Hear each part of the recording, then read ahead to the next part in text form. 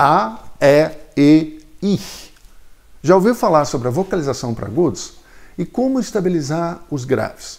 Hoje, portanto, vamos da fundação ao telhado, dos graves ao agudo. Confira essa aula. Meu nome é Fernando de Senha e seja muito bem-vindo ao meu canal. Pensar, organizar e praticar transforma você e sua música. Nesse último vídeo da aula gratuita do Thiago Sanches, mais uma vez exploramos vários temas. Como estou em período de mudança e reformas aqui em casa, comparo essa aula aos trabalhos que devem ser feitos para ter uma boa fundação e um bom telhado. Em uma linguagem musical, falo muito sobre graves e agudos, além de outros temas que também serão interessantes. Mas antes de começar, eu quero te lembrar que aqui no Trompete com Dicem o conteúdo é sempre exclusivo. Se é novo no canal, vai notar a quantidade de informações úteis que realmente podem te ajudar.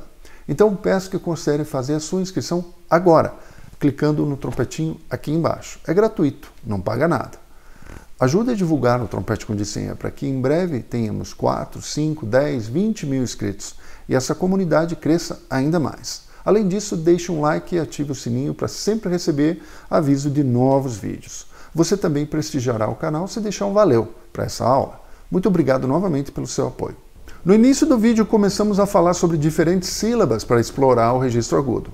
É o que costumamos chamar de vocalização. Eu expliquei detalhadamente ao Thiago as minhas ideias sobre isso e como é importante considerar também o controle da abertura labial. Além disso, comento sobre as dinâmicas adequadas na prática. Como de costume, você terá muito conteúdo importante. Acompanhe esse início da aula do Thiago.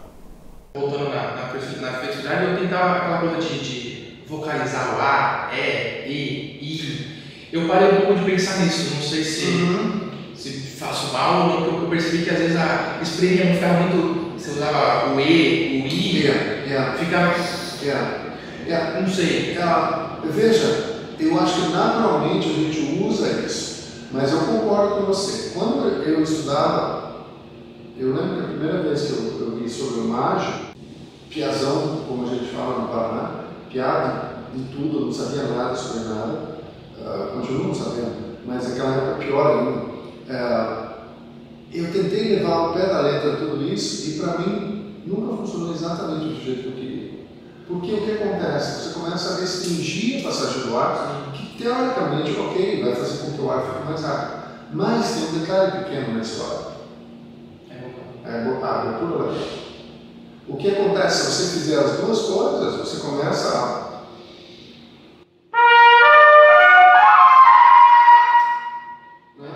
Porque quando eu comecei a usar isso daí, eu sentia que eu perdia a garganta. Você fecha a glote e ficava perigoso, cara. Então, hoje, por exemplo, para mim está bem claro, sim, eu vou usar a vocalização, mas eu tenho que pensar muito na abertura labial. Para quê? Para manter os lábios com uma distância mínima que vai permitir um som bom. Eu tenho que ter essa concepção, porque senão eu começo a restringir o passado. Trompetista, você não fala de agudo, não é trompetista, né? Ele fala assim, tem que passar do dó para cima, tem que fechar a boca, apertar. Não é uma única coisa. O Alan Rizzuti, no High Notes, que é um livro que todo mundo devia ler, ele fala sobre isso. São vários pontos. Você precisa pensar muito sobre a tua abertura labial, mais do que em vocalização. Muito sobre o que o teu ar está fazendo. Aquele conceito totalmente equivocado de mais ar do que o registro é balela. Então, essa questão eu vejo muito delicada desse controle sem também da vocalização, mas uma coisa que o Greg Spence fala muito, né, e eu acredito muito nisso, ele fala, registro no trompete é daqui para cima. Então, o que você tem? Aqui você controla dinâmicas, e aqui você vai, de certa forma, controlar a extensão. Né? Então, tudo isso. E aí você pega o Adanapo fala a mesma coisa. O Adanapo fala, você já viu o fish face que ele fala, né? Quando você pensa dessa forma, na realidade você está aumentando a tua abertura labial. O que acontece é que você vai criar uma certa abertura labial e para cada pessoa vai diferente. Eu, por exemplo, tenho isso, mas quando eu ponho para o registro agudo, eu não, de forma alguma, penso nesse sentido. É exatamente o contrário, né?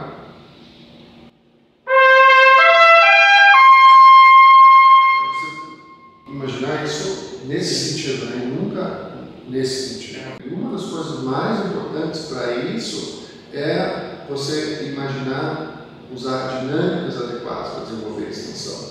Então, se você tiver a chance de ver esse livro do Isuchi, é muito legal. E tem uma parte do livro que eu falo muito disso para os alunos, e eu uso mesmo, que ele fala sobre o controle da abertura labial. Então você imagina assim, não, ele vai pôr os exercícios, o cara arrebentar no balão. Não é nem um P, nem dois, três, nossa, pianicíssimo. Então você começa lá.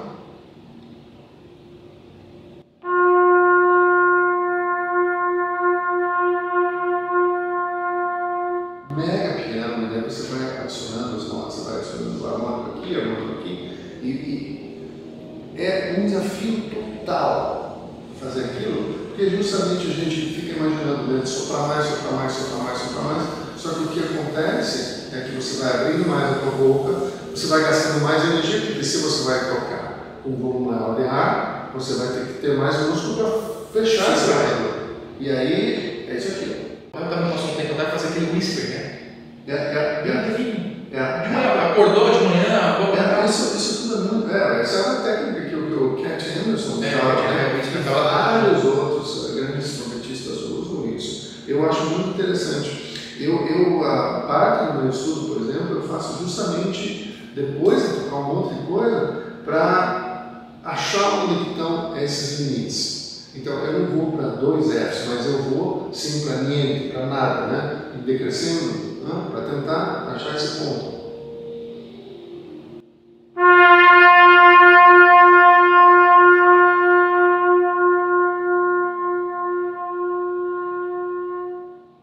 Até mais do que isso, né? De colocar o metrônomo para tentar talvez 10 beats e você chegar a um momento que você realmente reduz a tua abertura labial ao mínimo. Fica só o vento. Às vezes fica só o vento, às vezes fica aquele fiapinho de nota mínimo. E é isso que vai desenvolver uma coisa que eu às vezes senti, mas não sei se é às vezes pelo o excesso de estudar, no final, aquela coisa de a gente não tentar chegar na fadiga, né? Sentir o som estridente rajando. Não sei se às vezes começava a fechar demais a boca. Eu imagino que para muitas pessoas, para mim isso acontece. Ele acontece porque quando você está tocando tanto tempo, depende do formato dos teus dentes, o lábio vai, é como se você pegasse, o Martin fala isso, né? um carimbinho de bolacha, né? Você pegar a massa de bolacha e carimbar, né? O vocal ele vai fazer isso, de certa forma. É evidente que não vai chegar nunca ao ponto de sangrar, não deve nunca chegar, mas ele vai, de certa forma, ficar com o formato do dente, e daí pode acontecer isso, porque você altera a vibração do lábio, né? Então, é por isso que eu gosto no final do dia fazer coisas muito piano e às vezes até coisas agudas para restabelecer isso, não?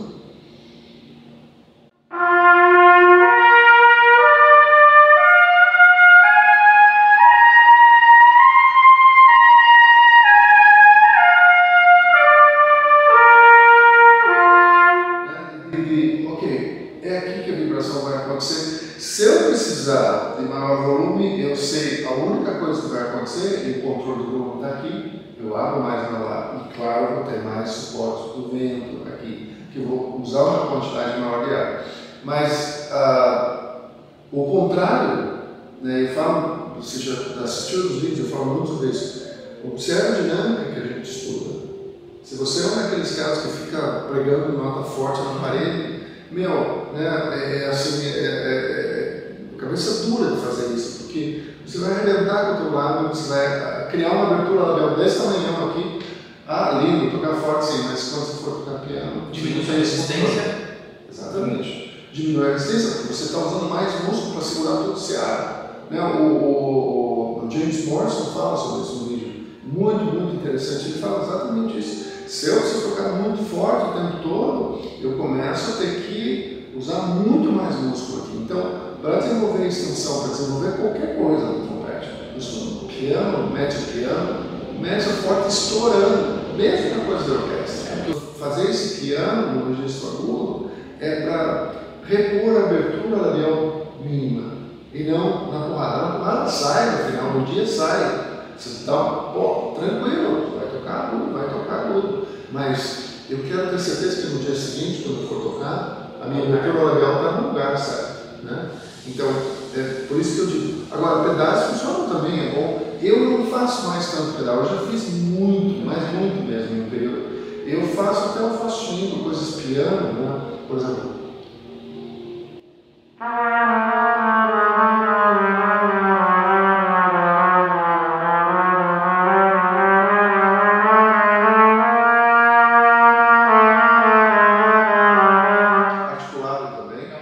Fique atento para a continuação da aula, pois tem mais assuntos relevantes.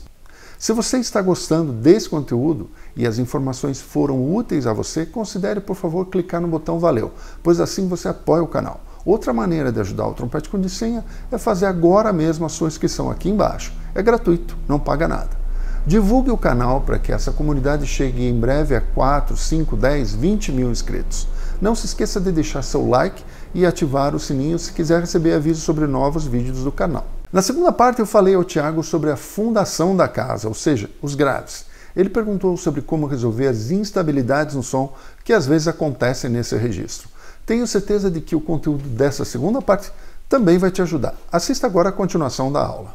O que eu sinto às vezes nos graves, eu sinto o som fica muito vibrado, não sei se é talvez uma tensão, talvez seja de você deixar a tua embocadura mais igual, se dá para falar desse jeito, para todas as notas graves. E aí no médio, no agudo, não tem, mas no grave. Talvez. Se você falta de estudo no grave. Eu aconselharia você realmente trabalhar bastante flexibilidade lenta no registro grave. Porque, veja, para mim sempre foi uma dificuldade incrível de fazer coisas tipo isso aqui.